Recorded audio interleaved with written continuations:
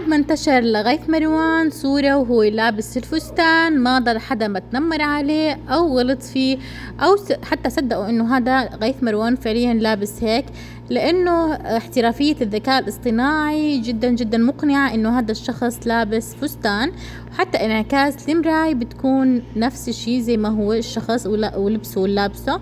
ففعليا كتير عالم نسبة كبيرة صدقوا انه غيث مروان لابس هذا الشي مشان يعمل مشاهدات او فلوج او فيديو يوتيوب او اي شي تاني، وطبعا هذا كله كذب وما في شي من هذا الموضوع.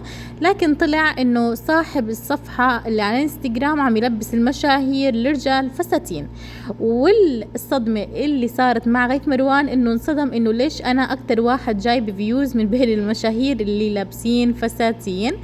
فاجا كتير هجوم لانه الناس صدقوا.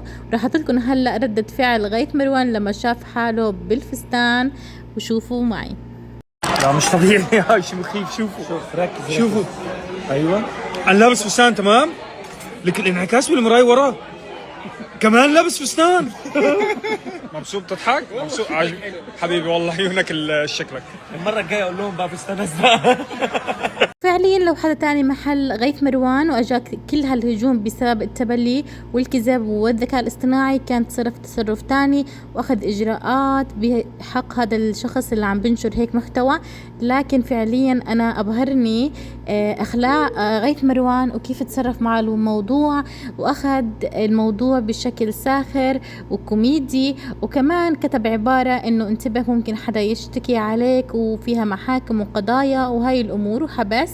ففعليا ما شاء الله عليه غيث مروان أخذ الموضوع بشكل كتير إيجابي وما نقم، لأنه في ناس ممكن تنقم أو تاخد حقها أو تتصرف تصرفات تانية. ففعليا إنسان راقي جدا وأخذ الأمور بشكل كتير حلو، أخذها بمزحة لأنه عارف إنه صاحب المحتوى أو صاحب هاي الصفحة ما كان قصده الإساءة، بس هي للفكاهة ومش أكتر. فاكتبوا لنا آراءكم وتعليقاتكم، والله يجيرنا من الذكاء الاصطناعي. فعليا شيء بيخوف، وصلنا لزمن إنه ممكن ينتشر عليكم أي شيء وأنتوا قاعدين ببيتكم، لا إلكم ولا عليكم. فاكتبوا لنا آراءكم وتعليقاتكم، ما تنسوا تشتركوا بالقناة وتفعلوا زر الجرس ليوصلكم كل جديد، وبحبكم كتير وبشوفكم فيديو جديد وخبر جديد. سلامات.